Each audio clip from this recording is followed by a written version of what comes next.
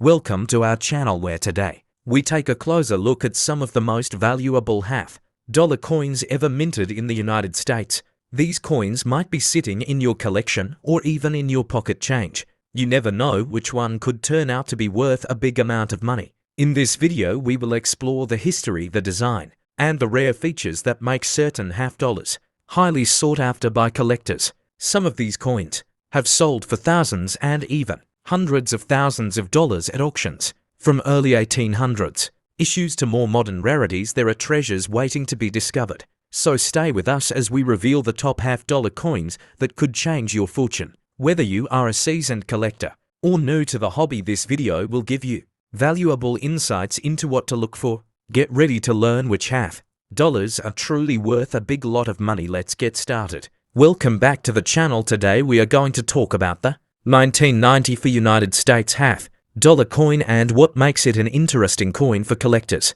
The Kennedy half-dollar series has a rich history, and even though the 1990 version is not considered a rare coin, there are still many details that make it worth a closer look. The 1990 for half-dollar features the familiar portrait of President John F. Kennedy on the obverse. This design was introduced in 1964, just months after his assassination, and has remained a staple in United States coinage ever since. The reverse shows the presidential seal symbolizing strength and national pride. In 1990 for the United States, Mint produced Kennedy half-dollars at 3 different locations: the Philadelphia Mint marked with a P, the Denver Mint marked with a D, and the San Francisco Mint, which struck proof coins, and these have the S mint mark. Each mint produced coins with different finishes and mintages.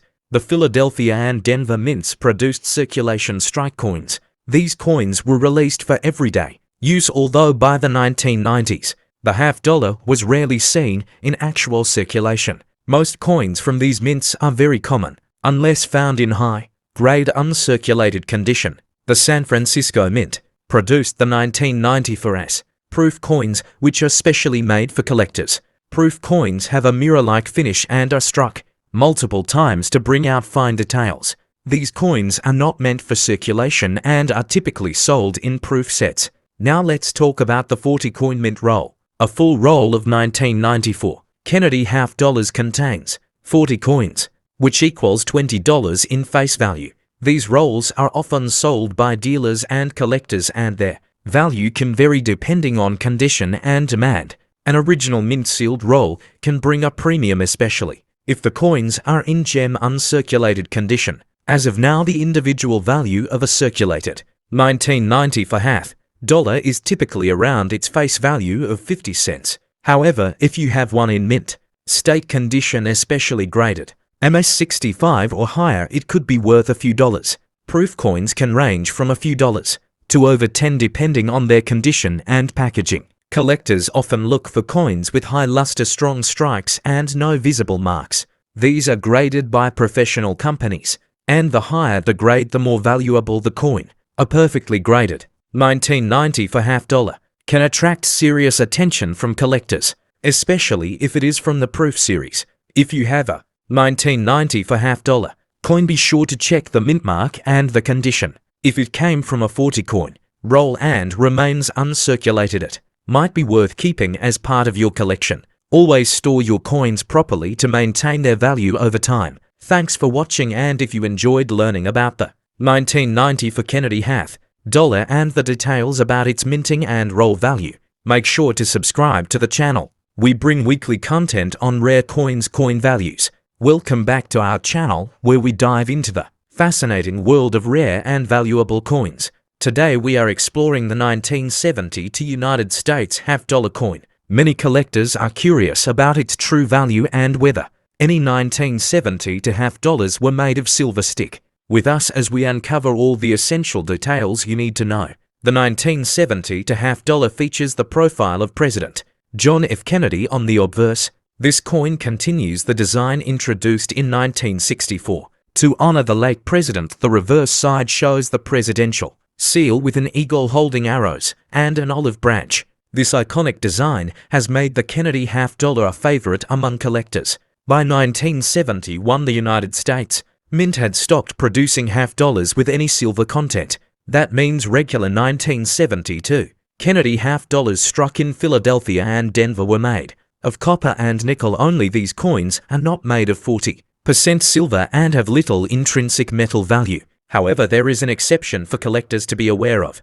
In 1970, the San Francisco Mint struck Kennedy half dollars as proof coins. These coins were specially made for collectors and have a mirror-like finish. They were not intended for circulation, and many were preserved in excellent condition. While the San Francisco 1970 proof coins were not made with silver either, some confusion arises because earlier proof sets such as those from 1965 to 1970 did include 40% silver Kennedy half dollars. It is important to note that by 1972, the 40% silver content was completely phased out. As of now, the typical 1972 half dollar in circulated condition is worth face value, which is 50 cents. However, uncirculated coins can bring in more value depending on their grade and condition. High-grade examples certified by coin grading companies can sell for several dollars or more. The 1970 Kennedy half dollar struck at the Denver Mint has a D mint mark, while those from Philadelphia have no mint mark.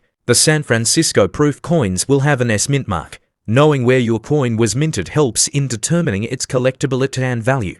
Coin collectors should always look for errors or varieties such as double die obverse or reverse. These rare mistakes can significantly increase the coin's value. Some 1972 Kennedy half dollars with such errors have been known to sell for hundreds of dollars. If you are interested in collecting or investing in Kennedy half dollars, we recommend subscribing to our channel. We regularly cover rare finds, error coins, and tips on building a valuable coin collection. Do not miss our future videos that might help you discover treasures in your pocket change. Thank you for watching and learning with us today about the 1972 half dollar from the United States of America. If you enjoyed this video, give it a like and hit the notification bell to stay updated. Let us know in the comments if you have a 1972 half dollar and what mint mark it has. Until next time, happy collecting. Welcome back to the channel, where we explore the fascinating world of rare and valuable coins. Today, we are looking at the 1971 United States half dollar coin and why collectors are still interested in this unique piece of history. The 1971 half dollar was the first year the coin was minted without any silver content after the transition from 40% silver in 1970 to a copper and nickel-clad composition in 1971. This coin features the profile of President John F. Kennedy on the obverse and the presidential seal on the reverse, making it one of the most recognizable designs in U.S. coinage.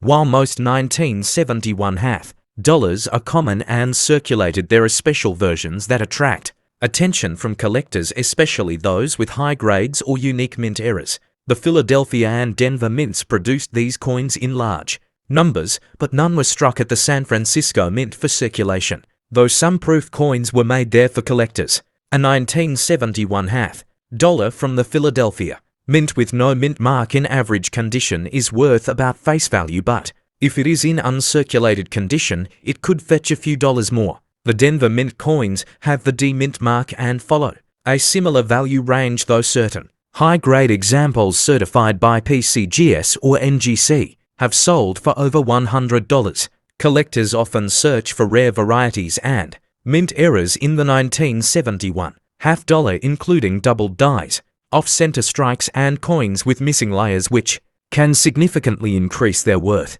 Some examples in mint state 65 or higher, especially those with strong luster and few surface marks, can reach premium prices at auctions and online marketplaces. If you enjoy learning about coin values, history, and collecting tips, make sure to like this video and subscribe to our channel so you never miss an update on valuable coins from the past and present.